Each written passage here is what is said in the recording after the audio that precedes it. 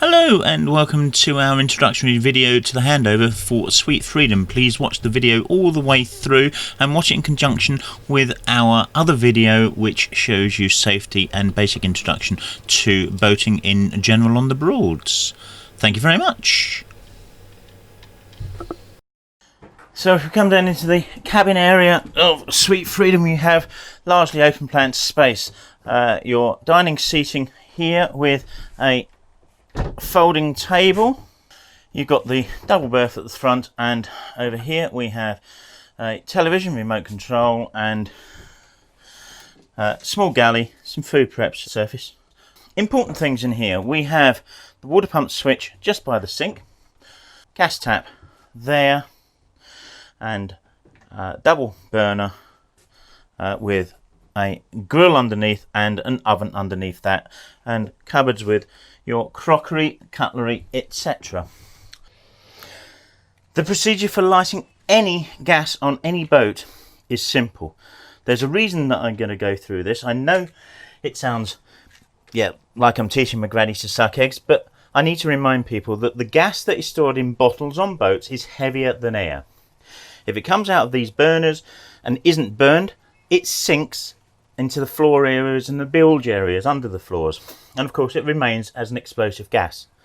We want to make sure that any gas that comes out of a burner is burned, and the only way we do that is by striking a match first and then letting the gas out. Push, turn and hold the knob in for a little while and then release, and it will stay lit. Carbon monoxide alarm up here, and on the ceiling there a smoke alarm. In the loo, got to show you a loo, sorry. Obviously your bowl, your shower area is effectively the floor. You can see there's a dartboard there, and your toilet. Now to operate the toilet, horrible, I know, sorry. You put your foot on the pedal beside, opens that valve down here, and around the corner here we have a button that will operate a pump. Now the battery's a little low, but there you go. You've got a flow there, and that's how you use the loo. Now what you mustn't do with the loo is put anything down that you haven't eaten. There is a sign just there telling you how to use it, etc. Please read the sign to basically paraphrase. Don't put anything down that you haven't eaten. Certainly no wet wipes, soft toilet paper only, and that kind of thing. Lighting, we've got a light there, we have a light here. Now this light only works on this switch next to it, whereas this light in the galley is double switch. We have a switch here which is currently on, but also by the back door we have another switch which turns that light on there. So if I operate over here, look, no hands, there we go. So both light switches have to be on to operate that one. Key things in here: windows. They are simple kind of hopper style windows, as you can see. They do that. You have an emergency window at the front here, which is for escape purposes. We wouldn't advise you open it unless you have to get through it. It's great for ventilation, but it will flood the place if you forget it's open and you get a rainstorm. Of course, it's very difficult to see that the thing's open because it's effectively glass, so whether it's open or not, you can see through it. Your cabin heater control is on the back of the berth, and the instructions are on it. To paraphrase, what you need to do is start the engine, make sure the engine is operating properly and generating power, then start the heater. The heater should start absolutely fine, and after you start feeling warm air out of this vent down here, you can stop the engine. But you must start the engine to run the heater in the first instance because it generates electricity, and without electricity the heater may not start. If it doesn't start, you must turn the heater off to the 0 setting here. If you don't, nothing else will happen. Once you stop the heater, make sure the engine's still running, producing electricity again, and then start it again. But you must wait a few moments after, probably a couple of minutes actually, having turned that to stop. Otherwise it doesn't go through its reset procedure properly and it won't start again.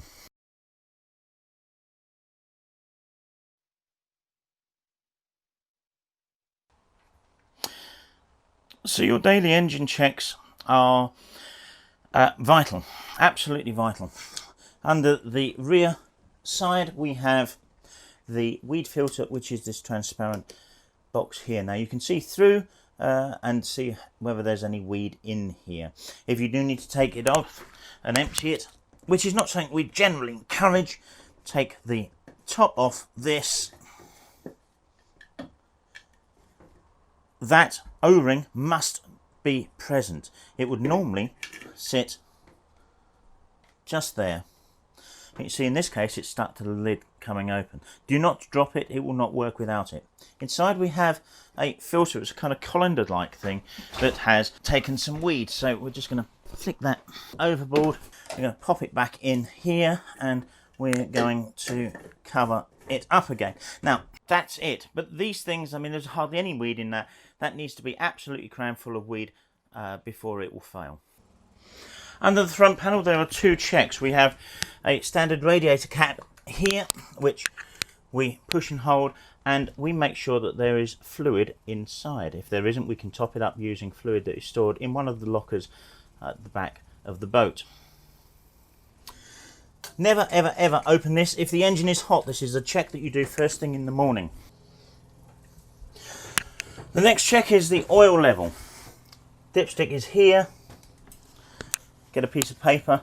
Do not do anything else at this point. You just need to dip or take that paper, wipe it, and then put it in. If you take that first reading, it may not be an accurate reading. Push the lever all the way down until you feel a bit of resistance. Lever, peg, dipstick, and now we have an accurate reading. The limit is a little low on here, so we would top that up. Between here and here, there's about 3/4 of a litre difference, so it's easy to overfill. Don't overfill them. Pour a little bit in, then re-dip. If you do need to fill, you fill into the cap just there, a little at a time. Let it run through the engine and then re-dip.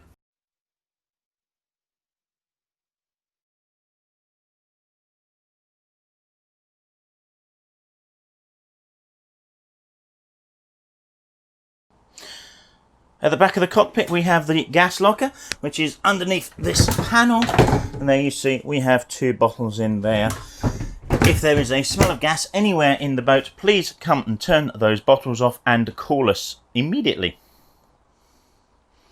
Forward of the gas locker we have a step area with some hinge areas, so that is just a locker that you store a few things in. This panel next to it contains the batteries, and at each end of this area we have these red keys. They're slightly different looking, but what they do is the same. They turn the battery power on and off to the boat. There are 2 sets of batteries, therefore each switch controls each separate set of batteries. Because these stick out in what is effectively your cockpit and walk-in area, people often put bags and such here, these things are vulnerable to being turned off. It's accidental in every case, but they are just quick rotations. They do lock into place and are sprung loaded, but they're easy to turn on and off accidentally.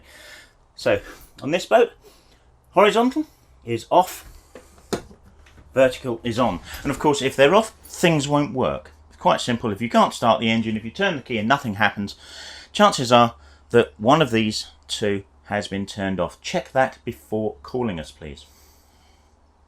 On the side of the helm console, we have this control. This operates your direction and your speed. So when the lever is in line with the body, it's in neutral. And when it's in neutral, we have this peg underneath that we can pull out and push in. With the peg out, the boat is out of gear. No matter where you move this lever, it will just rev. Once the lever is out of its home position, the peg is locked. It won't go all the way in. For obvious reasons, you do not want to put the vessel into gear with the engine revving away. Pop it back into centre, push it in, and now we've got gears if you want to. Now to start up, it's really simple. We need to centralise the lever, pull the peg out, push the lever all the way forward to give maximum revs. Up on the top here, we pop the key in. We make sure that the engine stop is all the way in. And if the engine's cold, we need to turn the key anti-clockwise. If we turn anti-clockwise, we see that the amp meter has a big drain on it we need to hold the key in the anti-clockwise position for about 20 seconds. And after around 20 seconds, which I know this isn't, but we'll give it a go, we turn the key and the engine starts and revs,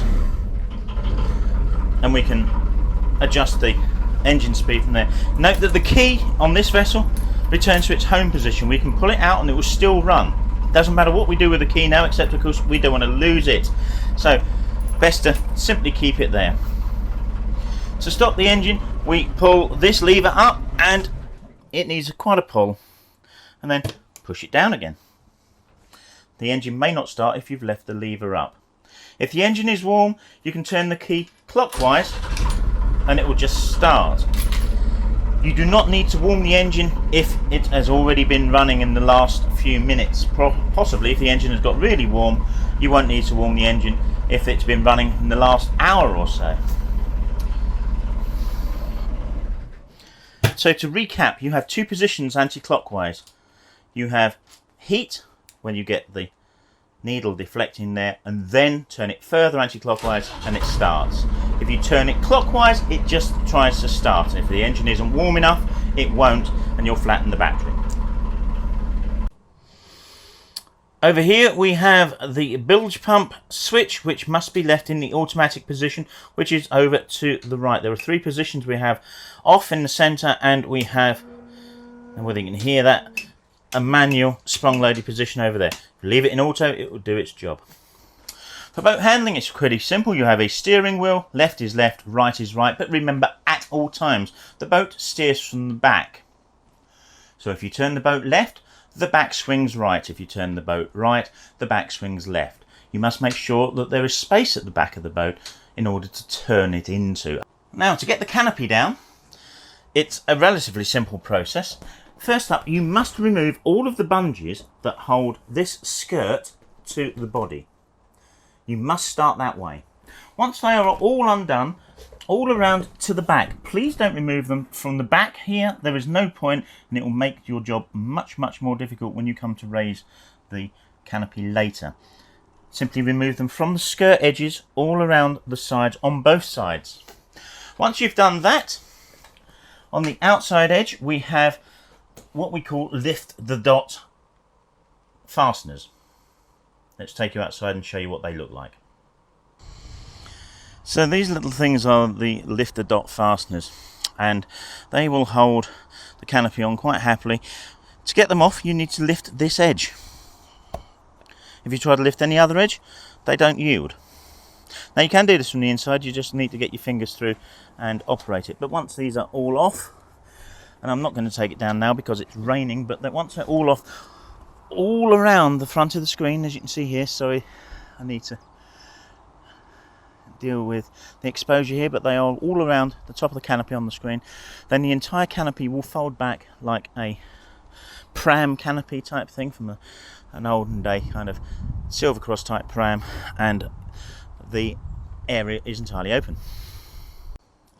Now, if you can pretend that the canopy is off, you can also take the screens down as well. Now, the screens are held up on the side by these bars, and you can see that